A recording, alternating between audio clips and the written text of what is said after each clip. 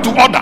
Whether you are listening to me on air, television, radio, YouTube, Facebook, I'm telling you, my name is Eastwood Anaba. The rebellion is too much. Obienti obia. And I titi asondem, and I pray akuma to say aboba. Sunday after Sunday, and there's no revival. Everybody is conceited. The heart of man is desperately wicked and deceitful. Who can know it? We are just sitting down in the churches, and people are destroying their own lives because they don't take instruction. And the sad thing about it is, when they destroy it and finish, people blame us for it. I remember several years ago, a man was going to marry in this church. He was going to marry. I saw chaos. I carried this man all the way to another town. I sat down with him and said, brother, you are going to mess up your life. He didn't listen. Finally, you know what he did? He left the church. Went and did whatever he wanted to do. Many years later, I can't tell you all the story, because normally I don't like visiting those negativities.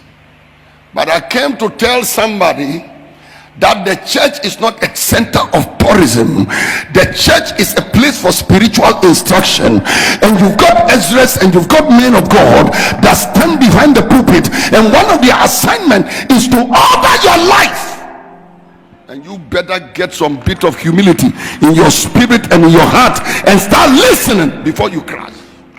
Ladies and gentlemen, please, whenever people choose to do what they want with their life and they are meeting the consequences, you church members, leave us out of it.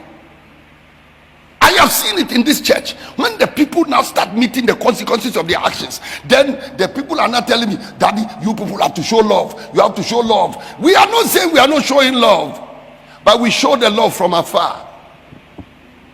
Why should I go and fall in a pit you decided to dig for yourself?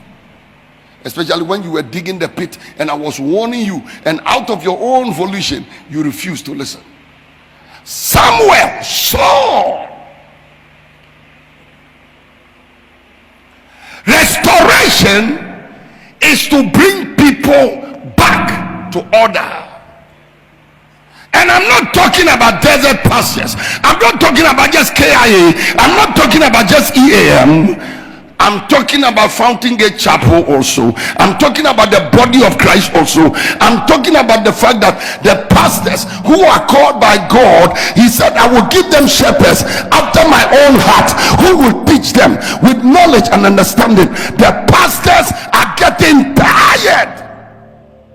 They are getting tired of people they can counsel, people they cannot order, people whose lives are disoriented. Yet you cannot help them to come into order, because every one of them pretending to hear from God themselves. As a spiritual father, your set of eyes sometimes are different from the eyes the other people carry. So young ladies are sitting in the church and you tell them, don't fornicate, don't commit adultery. They are chasing people's husbands, collecting big money. When you say why, they say, oh, you see, sometimes we have no choice, so that at least when we come to church, we too can give offering and we too can give tithe. Thunder fire you and your tithe and offering. We don't want it. Unclean offering, take it out of the house of God. No pastor told you to go and fornicate, commit adultery, to bring tithe to the church. And young man, nobody sent you to go and do tsakawa and bring money to the church. We didn't send you to your office to go and collect bribe and bring it to the church. That kind of money, take it away from the altar, take it away from the pulpit. God didn't say he wants your money. People are bold. Unim se sikeya udiba sorry, uko fornicate na unyaye. Bemana odiche wono onin e twempna. Na udi sikefi e de be go altar so. The following day uyare a unti asie. So, and I went to the church and I was faithful with my tithe. I was faithful with my offering. But let me ask you a question. Where did you get the tithe and the offering from? Pastor, the offering is not yours. You can't use it the way you want. No.